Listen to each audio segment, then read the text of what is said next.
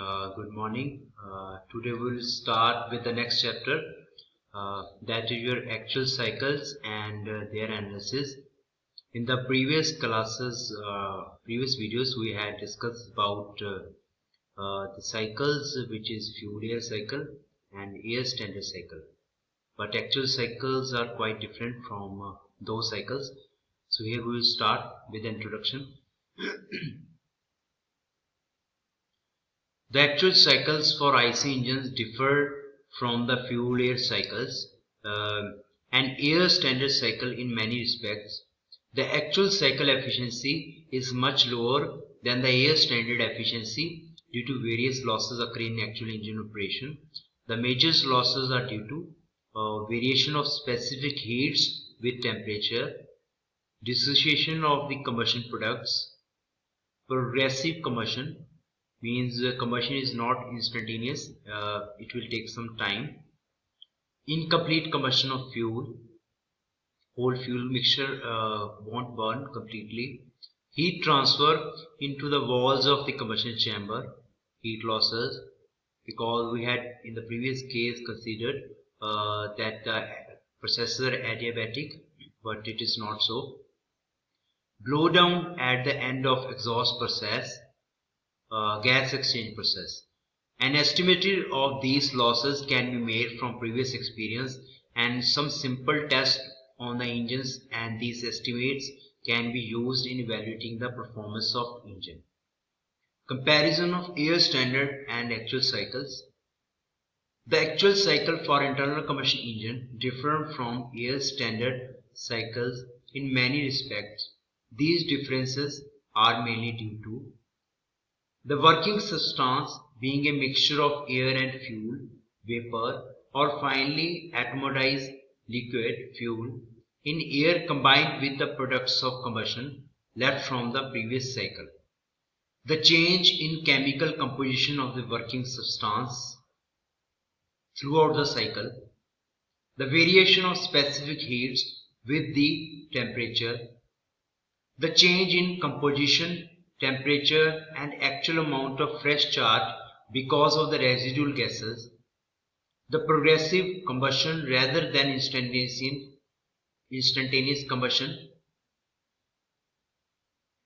the heat transfer to and from the working medium, the substantial exhaust blowdown loss, it means loss of work on the expansion stroke due to early opening of the exhaust valve, because we have to replace the exhaust gases and we have to start a new cycle. Gas leakage, fluid friction in actual engines. There is some leakage of gas between piston and cylinder from the piston rings, and fluid friction, definitely if there is some moving objects like piston and cylinder, they are moving parts, walls, there are a number of parts, so there is fluid friction and losses. Also the whatever fluid will come into the cylinder, and if that will go, there is a losses also in actual engine. So point 1 to 4 being later to fuel cycles have already been dealt in this chapter. Remaining point from 5th to this 8th point are in fact responsible for the difference between fuel air cycles and actual cycles. Most of the factors listed above tend to decrease the thermal efficiency and power output of the actual engines. On the other hand, the analysis of the cycles while taking these factors into account clearly indicates that the estimated thermal efficiencies are not very different from those of actual cycles. Out of all the above factors, major influence is exercised by time loss factor. It means loss due to time required for mixing of fuel and air and also for combustion. Heat loss factor, it means loss of heat from the gases to cylinder walls. Exhaust blowdown factor, it means loss of work on the expansion stroke due to early opening of exhaust valve. These major losses, which are not considered in the previous two chapters, are discussed in the following sections.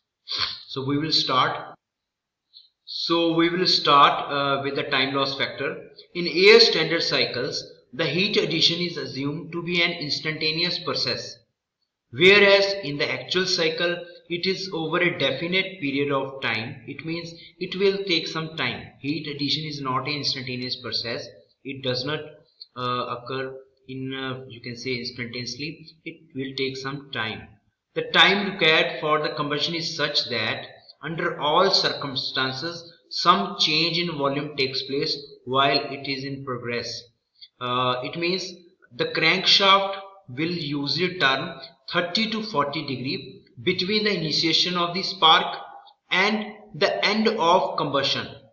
There will be a time loss during this period and is called time loss factor. Means your crankshaft will rotate from 30 to 40 degree between start of the spark and initiation, you can say end of the combustion. So this amount of you can say this rotation and the time taken for this rotation is called loss factor. The consequence of the finite time of combustion is that the peak pressure will not occur when the volume is minimum. It means when the piston is at TDC, top dead center, but will occur some time after TDC. The pressure therefore rises in the first part of the working stroke from B to C as shown in figure 4.1. The point 3 represents the state of gases. Had the combustion been instantaneous and an additional amount of work equal to area shown hatched would have been done. This loss of work reduces the efficiency and is called time loss due to progressive combustion or merely time losses. We will see in the figure 4.1. You can see here this figure shows the effect of time loss on PV diagram. On this side you had pressure, on this side you have volume. Okay, so this is a PV diagram. You can see here 1 2 3 4. This cycle is your fuel air cycle, means 1 2 3 4, and this cycle your 1 A B C D 1. This is your actual cycle. Okay, so you can see here 1 to 2 is your combustion process. In ideal case 1 to 2 is your combustion process. So means at 2 point you should start give the spark, and without change in volume instantaneously your pressure should rise up to 3. Okay, so this should be the ideal case. In ideal case this will be your combustion process, but it is not so. What will actually happen? We will give spark at A. We will give spark at A means when your piston is compressing the gases before the end of just compression stroke, means before the end of compression stroke, before few degree before the top dead center, we will give the spark. And now you can see here pressure start to rise because of the combustion, and you can see here it will up to C point your complete combustion process will take place. Okay, in ideal case your pressure would be P3, but in actual case you will achieve this pressure. Okay, so we won't get peak pressure at TDC. This is called TDC. This is called TDC. We won't get maximum pressure at TDC. We will get maximum pressure after TDC. So B point represent TDC, top dead center, when your volume is minimum and piston is just reverse its direction. At B point your piston reverses its direction, so piston will start to move downward, and at C point you will achieve the maximum pressure. Now you know clearly what is work. The area under PV diagram will give you the work. So now in the actual cycle we have 1 A B C D. This is your work. But in ideal cycle what is the work? It is 1 2 3 3 4 and 1. This whole area. So this hatched area is the loss of work. You can see here this hatched area is the directly loss of work. So definitely in actual cycle the work output is less. Now come back to the theory part. You can see here the point 3 represent the state of gases had the combustion been instantaneous. So this point 3 will occur when the combustion is instantaneous, which is not so in actual case. and an additional amount of work equal to area shown would have been done. This loss of work reduces the efficiency and is called time loss due to progressive combustion or merely time losses. The time taken for the burning depends upon the flame velocity. So what is flame velocity, that we'll discuss.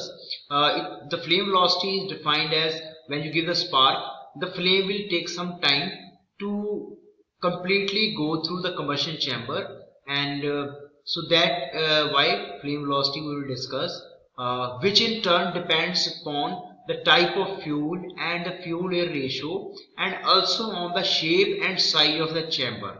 Further, the distance from the point of ignition to the opposite side of the combustion space also plays an important role. Means, suppose take example of a room. If in one corner of room there is a spark plug, you have to go to the another corner of the room. The flame will take some time. So design of the combustion chamber will also decide how much time for the flame to will take to travel from one side of combustion chamber to another. So you can see here, now in order that the peak pressure is not reached too late in the expansion stroke, the time at which the combustion starts is varied by varying the spark timing or spark advance. So we will give a spark advance. So this part is called spark advance. This 2 is called top dead center. This position is top dead center, and before top dead center we will spark at this point A. So this amount of, you can say, degree of spark advance is given. Okay, so we will give some spark advance.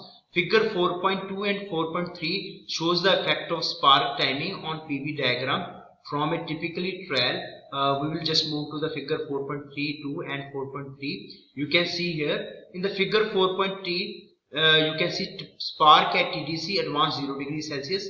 So this is pressure volume diagram again. 1, 2 and your 3 and this 4. This is when you had the fuel air cycle. In this fuel air cycle, the mean effective pressure is 10.2 watt and the efficiency is 32.3%.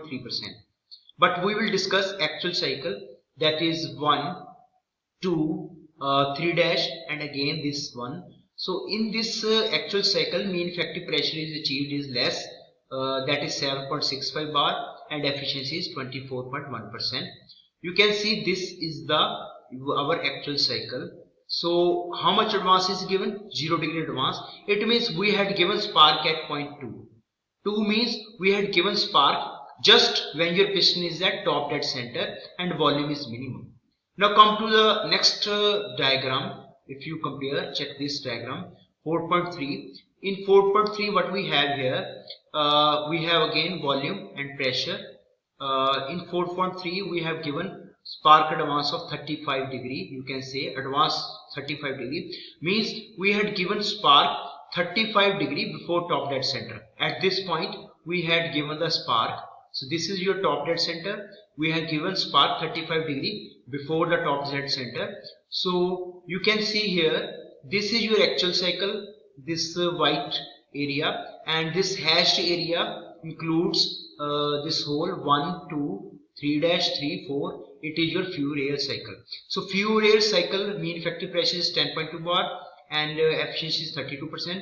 While actual cycle is mean effective pressure is 7.6 bar and efficiency is 23.9%. So you can see as compared to this, the efficiency is almost same, but you can see with the spark advance, this is our you can say new pressure volume diagram for actual cycle.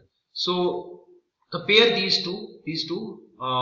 You can see here figure 4.2 and 4.3 shows the effect of spark timing on PV diagram from a typical trial. So this is a trial with spark at TDC. The peak pressure is low due to expansion of gases. If the spark advance is achieved, complete combustion close to TDC, additional work is required to compress the burning of gases. Means if you give spark in advance, what will happen? If you give spark in advance, we had given spark here. So one time we are compressing the gases, at the same time we had given a spark and the fuel and gases will start to expand. So we have to do additional work to compress the gases. This is up to here. in the next class session we will discuss and continue this topic.